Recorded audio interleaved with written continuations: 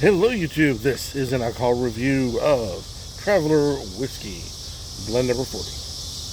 According to the bottle, it is 90 proof, 750ml bottle, blended whiskey.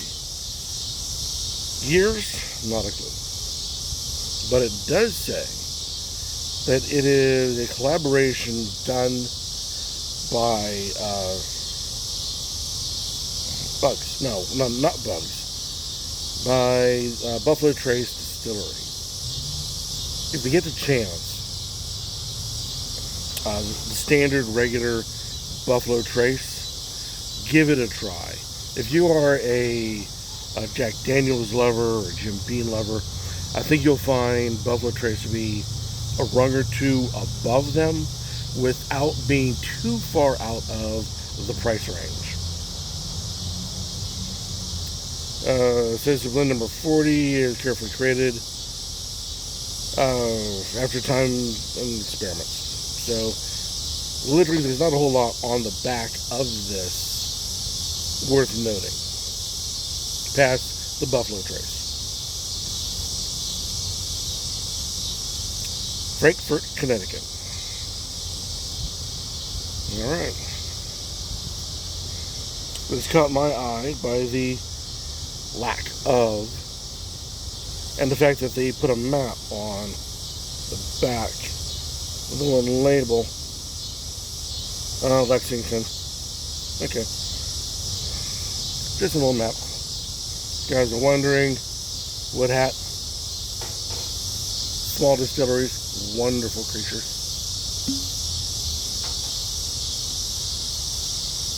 Plastic cork with the initials of the master distiller on it.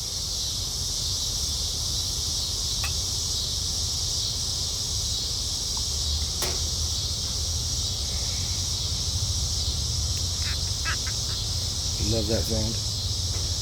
Alrighty. Wait. It is a beautiful caramel color, as expected. There are hints I see on the camera side, not just hints, but blatant red. On my side, it is yellow. So I wonder how that is, what the camera is doing to cause that effect. But yeah.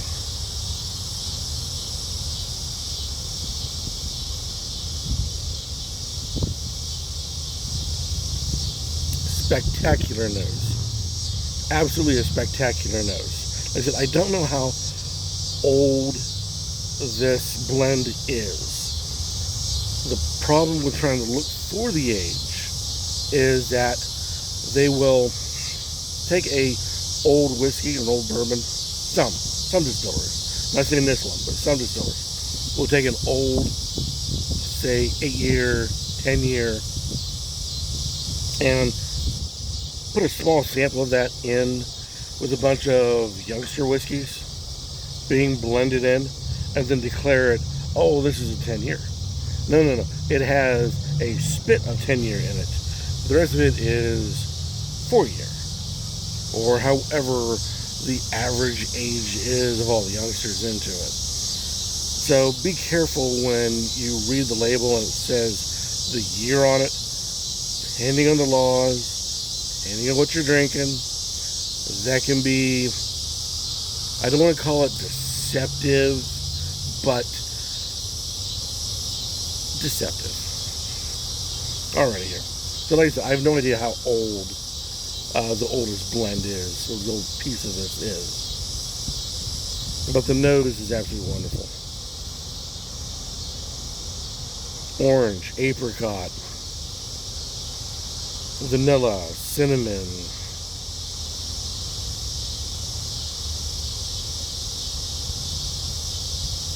And the weirdest part, I personally get banana out of it. Don't know how, don't know why, but for my particular nose, that's what I'm getting. Well, there is, excuse me, very little burn to it, very little bite. You're probably wondering how you get that through the nose. You can. Get a Glencairn in your local bar. Put in something like a Jack Daniels. Give it a swirl. Coats up the side, and as it drops down to get more surface to air, so you get better snot out of it. And your nose will feel like there's something trying to stab it from the inside. Now I know that sounds very unappealing. It's what you're going to taste is coming out through the nose. 70%, 80%, 90%, depends whose numbers you're looking at. Your taste comes from the nose. So you can smell the bite. You can smell that burning taste long before you give it a try. So give it a sniff, see what happens.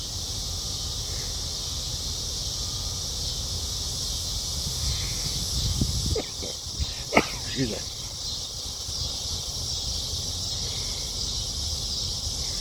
Different nasal cavities will sometimes produce different results. It's not the same.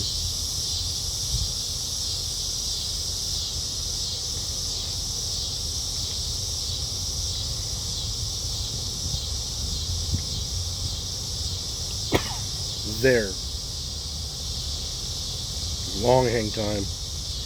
There's that banana, like a banana icing. It's coming out.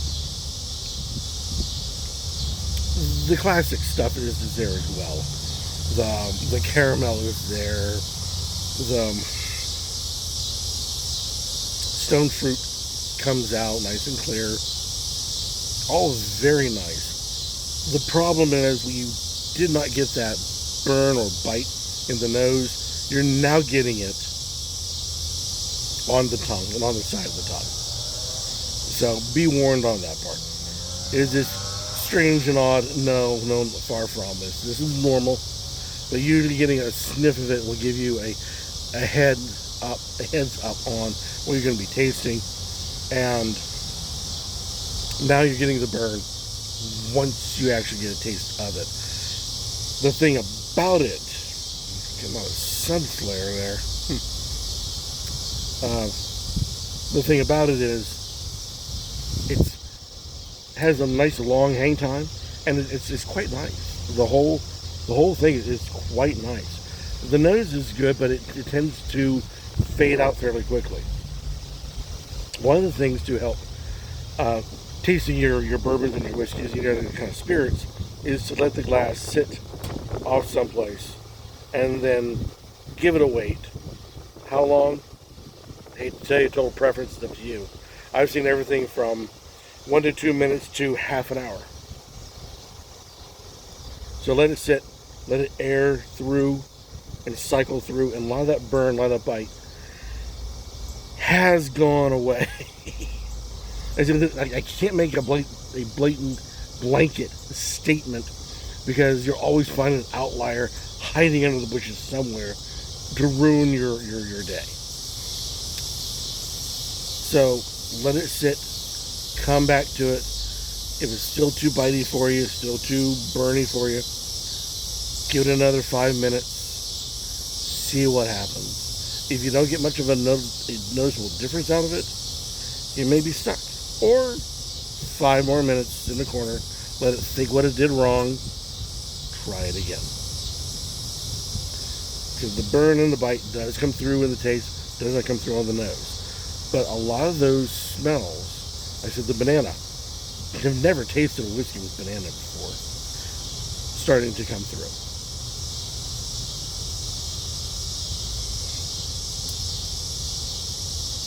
It's very pleasant, except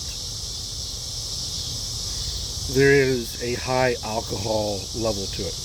According to the label, 90 proof. If it wasn't for that, I would give it top marks. I'm not a fan of high proof whiskeys. I think it's, no offense to some of you out there who are watching this, but I think it's more of a kid's game to guzzle down the high proof ones. It's, how fast can this car go? How high can this plane fly? How much proof can I put into a bottle before it burns my face off? And with that, when you're going for flavor more so than anything else, that high proof becomes a detriment. And when I saw this, I liked the plainness of the labeling, and it was well within my price range of $30-some at this particular time of the taping of this video. But the proof was almost a turn-off. And as expected, with such a high proof, to me the alcohol tastes like burnt tire. Now, I gave this a sip to the missus to try, and she flat out felt it was disgusting from start to finish. And I'm willing to bet it's because of that high proof. Now, the thing is, she does have a different taste range than I do. So maybe it was a combination of flavors that has turned her off.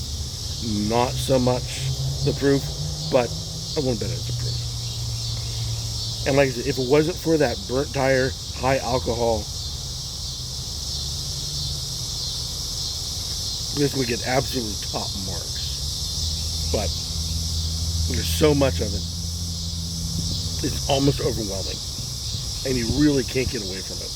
If I threw an ice into this, it would knock down some of the fire, some of the bite, but it would not help the burnt tire coming through. It would not slow it down one bit, and it would really muddy out all the other flavors that you get. So, to be honest, it is a good. It is Traveler whiskey. It's good, but there's better. Pass it by? No, give it a try. See what you think. But then again, no matter what I'm holding up, I'm going to say, give it a try, because I'm just some dude in the middle of nowhere with cicadas screaming out their guts. So, you might like it, you may love it, you may hate it. You won't know till you actually try it. And yeah, like I said, it's in price range. Buffalo Trace, fantastic product. Just that 90 proof to my palate is the killer, and that's what knocks it down from. We'll be up on the top 10 to middle of the road. Sad too. Like I said, the banana flavors and things I did not expect to come through was wonderful, but no, too much burnt tire. There you go. So, any comments down below will be warmly accepted as always, or better yet, go out, buy it, try it, see what you think of Traveler Whiskey, blend number 40. And see what you think. And until next time, keep on drinking.